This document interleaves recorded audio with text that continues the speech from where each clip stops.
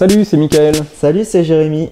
On est tous les deux coachs énergéticiens et clairvoyants et on poursuit donc sur notre lancée de vous faire des vidéos sur les bases du développement personnel et aujourd'hui on va vous parler de retrouver notre âme d'enfant. Voilà, et pour commencer du coup, je voudrais repréciser, on va se servir de l'exemple des enfants. Donc je dirais que l'âme d'enfant, on va plus l'avoir jusqu'à l'âge, on va dire, de 5 ans. Et c'est vrai qu'on va voir qu'après cet âge, on commence à se construire des carapaces, des codes.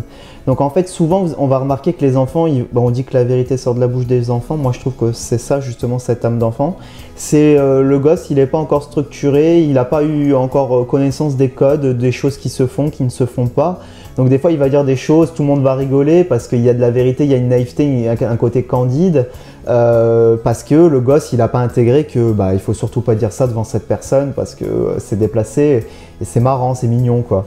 Donc en fait, voilà, ça c'est un axe déjà pour comprendre un peu ce qu'est l'âme d'enfant à mon sens. Et aussi, je dirais que l'âme d'enfant, c'est un peu toutes les questions qu'on peut se poser quand on est jeune. Enfin, tous les enfants, à un moment, ils ont une période où ils se demandent pourquoi le ciel est bleu, pourquoi il y a le soleil ici, pourquoi il y a de la neige. Vous voyez, c'est des questions qui ont l'air anodines, mais que je trouve que qui posent une certaine curiosité qu'on a tous au fond de nous en fait, vous savez. Et je crois aussi que l'âme d'enfant, c'est aussi le côté en nous qui est curieux de la vie et qui voit ça avec un certain émerveillement. Et donc pour mon exemple, c'était Mika quand il venait dans la région ici en fait, et qui observait les paysages qui n'étaient pas familiers pour lui. On perd l'âme d'enfant, donc comme je disais au départ, quand on commence à construire des codes ou des habitudes, vous voyez, on reste dans le mental, un peu en mode robot. Et lui, comme il ne connaissait pas la région, c'est vrai qu'il me dit « Tiens, c'est vrai que c'est sympa le décor là, la forêt, le machin ». Et moi, je me suis aperçu qu'en fait, je regardais pas du tout la région parce que pour moi, c'était habituel. Donc, on perd cette âme d'enfant. Donc, à mon sens, retrouver son âme d'enfant, c'est réussir à reconnecter avec cette curiosité qu'on a tous au fond de nous, de prendre vraiment, de voir la beauté des choses simples en fait, les couleurs des feuilles sur les arbres, enfin je sais pas, l'orage, la pluie, enfin moi j'adore ça, toutes ces choses qui ont l'air très anodines mais qui sont vraiment super belles, c'est bien fait quoi, la vie on se dit punaise, c'est incroyable quoi. Donc retrouver cette âme là, voilà, c'est mes clés par rapport à ça. Ok, alors donc moi pour mon exemple, toujours dans le milieu du travail, c'est vrai que dans les vidéos je remarque que je suis souvent dans le milieu du travail. On a certainement déjà tous rencontré ce type de personnes qui ont tendance à faire, donc je pense vraiment à un profil de personne qui fait son travail. Donc en fait il pose sa maturité d'adulte sur le fait qu'il faut toujours bien faire son travail. Et je pense vraiment à une personne en particulier que j'ai rencontrée et qui le faisait pour son employeur, pour que son employeur soit satisfait de ce qu'il faisait. Et du coup, cette personne-là, en fait, avait tendance à se mettre en concurrence tout le temps avec les uns et les autres. Et donc, pour lui, c'était vraiment ça. Il faut bosser, il faut être sérieux. Donc, être un adulte, pour lui, c'était ça, ce côté sérieux. Et avec le recul, moi, ce que je vois, c'est que je vois plutôt l'enfant apeuré, quoi. L'enfant qui a peur de ne pas convenir à l'autorité. Dans l'inconscient, ça connecte à l'autorité du père, c'est la même chose. Et du coup, se mettre en concurrence aussi avec ses collègues qui pourraient aussi correspondre à la fratrie. C'est l'enfant qui veut toujours être le premier, quoi. Il ne veut pas être le dernier, il ne veut pas être le deuxième. Il veut être le premier, être le préféré de l'autorité. Et donc, du coup, retrouver son âme d'enfant, pour moi, ça aurait été effectivement plus faire les tâches qu'on a à faire au travail, mais dans un certain épanouissement, dans une certaine curiosité, juste pour voir ce que ça fait, parce que c'est toujours intéressant de faire des choses nouvelles, mais sans se poser les questions de qui, quoi, etc. Le fait de rentrer en concurrence ou de vouloir convenir à l'autorité ou à quelqu'un d'autre, ça peut être n'importe qui, il y a vraiment cette notion quand même de dépendance de ce que va penser l'autre de soi. Donc pour moi, ça, c'est pas adulte du tout, quoi. Voilà, donc retrouver. Et c'est vrai que les gosses, ils ont plus un égoïsme naturel qui fait que spontanément, ils arrivent, ils veulent jouer à la console, enfin à l'âge de 5 ans, dans l'exemple là, peut-être pas encore, mais ils font ce qu'ils ont envie, quoi. Et c'est ça que je pense qu'il faut retrouver. Qu'est-ce que j'ai juste envie gratuitement, quoi. Oui, c'est ça.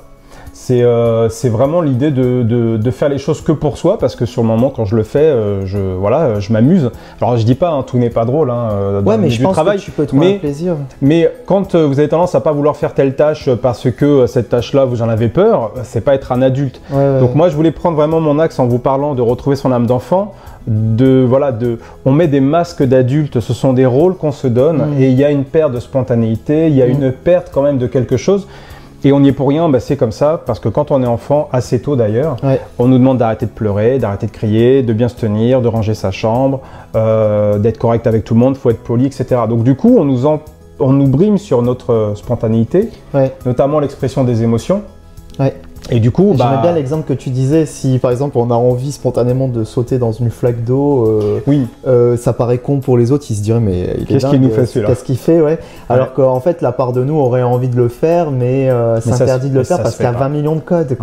L'idée c'est tout doucement de faire de plus en plus des choses qu'on a envie spontanément au fond de soi, et en acceptant qu'on ait peur au départ, mais pour se rendre une certaine liberté. Et justement, ce que je trouve intéressant dans ce que tu dis, c'est qu'on voit vraiment l'opposition entre l'enfant intérieur, donc dans la description que tu peux donner de quelqu'un qui se donne des responsabilités d'adulte au boulot, alors qu'il attend une reconnaissance inconsciente de papa. Et donc là, c'est l'enfant intérieur, donc plutôt la partie de lui enfant blessé, c'est moi ce que j'appelle enfant intérieur. Et ça, c'est différent de l'âme d'enfance que moi je vous décrivais au départ sur la curiosité, la spontanéité, le naturel, l'égoïsme sain du départ. Donc vraiment, voilà, identifier un peu ces deux pôles-là, peut-être dans votre comportement, dans votre quotidien, pour peut-être voir plus clair en vous, en fait. Et c'est vrai que là, je pense, tu me fais penser à quelque chose. Du coup, il serait plus honnête quand tu parles de cette personne. Il serait plus honnête de dire oui, je rentre en concurrence avec vous parce que j'ai peur que vous me piquiez ma place. C'est moi qui dois être le numéro 1. À la limite, ce serait plus honnête, mais on peut pas le poser comme ça en tant qu'adulte. Mais comme sa vraie problématique, c'est ça. Ce serait plus honnête pour lui de le poser. Oui, je vais être le préféré du patron. Et oui, parce que j'ai peur que vous me piquiez ma place. Ce serait mais c'est exactement ça, parce que du coup, en fait, comme on nous a interdit de genre faire, parce que là, ce que tu me dis, ça me fait vraiment penser aux caprices des gosses quand ils tapent du pied, genre ouais, mais moi je veux m'en jouer. C'est la même chose, c'est juste que du coup là on devient adulte et on se dit attends, je veux pas qu'on me prenne non plus pour un capricieux comme ça, ça se fait pas quoi. Donc du coup on le décale et on essaye de avoir des stratégies un peu plus fines entre guillemets, voilà, pour arriver quand même à la même chose quoi en fin de compte. L'idée c'est toujours d'essayer d'être honnête avec ce qu'on ressent. Dès lors que vous ressentez quelque chose et que vous exprimez autre chose pour pas être vu, pour pas qu'on vous grille ou quoi, il y a quelque chose qui est décalé, ça marche pas quoi.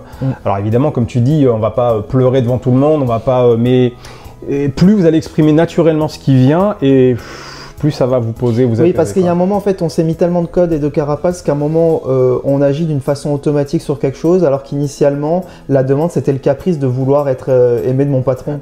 Et entre-temps, on a mis 20 millions de couches dessus qui font qu'on ne sait même plus pourquoi on est malheureux en allant au boulot. C'est ça. Et l'idée, c'est de revenir une certaine âme d'enfant, sincérité dans moi, je le pose comme ça aussi dans mon quotidien. Voilà, je suis jaloux de telle personne ou tel truc. Vous voyez, c'est beaucoup plus simple, je le vis et je le sais comme ça, et ça peut se débloquer.